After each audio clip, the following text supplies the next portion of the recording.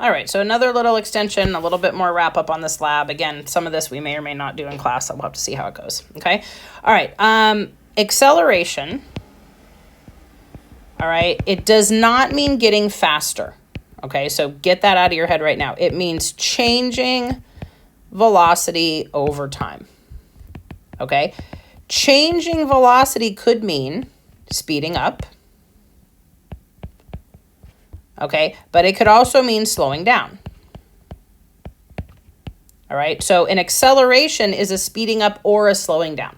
All right, we are not going to say the D word, which is deceleration. That is just going to make things confusing. Okay, so please don't ever, ever, ever, ever, ever say it. You just say it's accelerating and it's slowing down is fine. Okay, velocity, remember, if instead of speed, if we're talking about velocity, we have both a magnitude and a direction.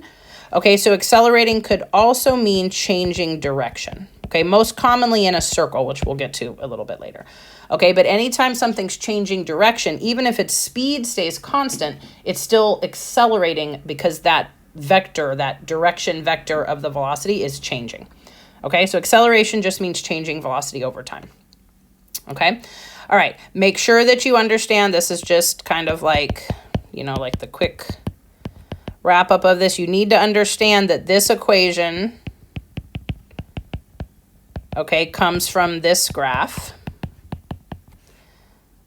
All right, and most often, well, not most often, but sometimes you might see it like this, right? If I move this x naught over, this is what becomes displacement or delta x. So a lot of times in problem solving, it's easier just to think of the displacement instead of the individual positions, okay? So you might see this equation written this way quite a bit.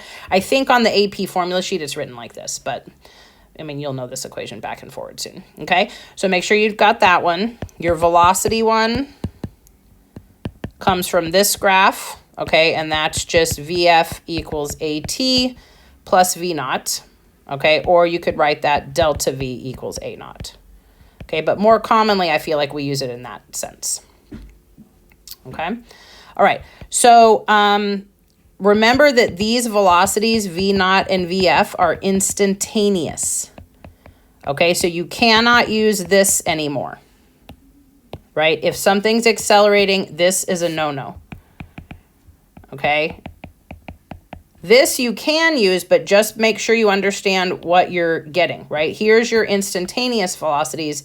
You can use that to solve for the average, but just be careful, okay? And then you could use that average into here or something, right? But just be careful. Average V, I don't know how you write, V line over it, okay, is not the same as instantaneous. So just be really careful with that, okay? All right. So these are kind of the main equations, I'd say, that we're going to use. This one,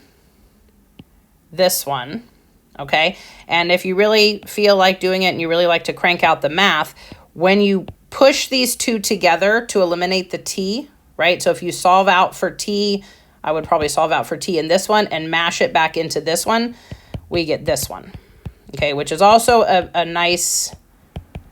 like a nice little common one to use. And this is the one that we would use when you don't know the time.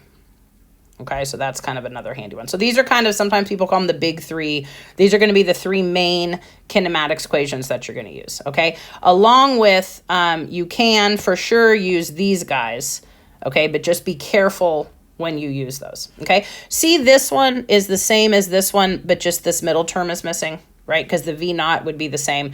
So in effect, this equation is sort of that equation, you know, if it's a constant velocity, okay?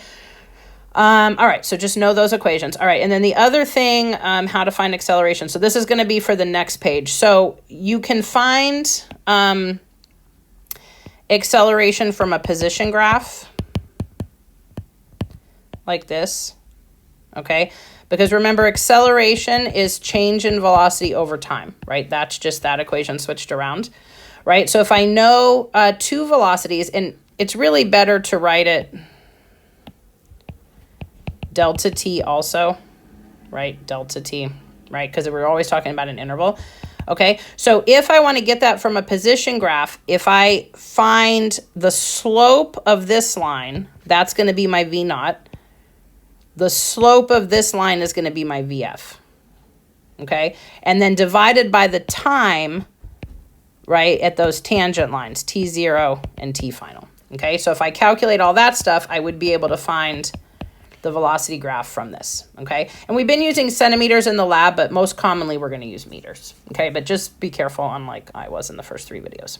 Okay, all right, so that's how you might find acceleration from that. All right, so we're going to practice this, and we're not going to beat it to death because this is going to come up everywhere over and over. So we're going to kind of move through it relatively quickly, and hopefully you mostly get the idea.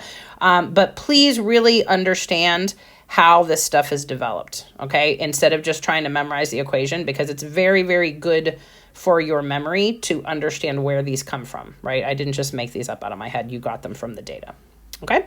All right, and I think that should wrap that, and then we're going to go on to graphing.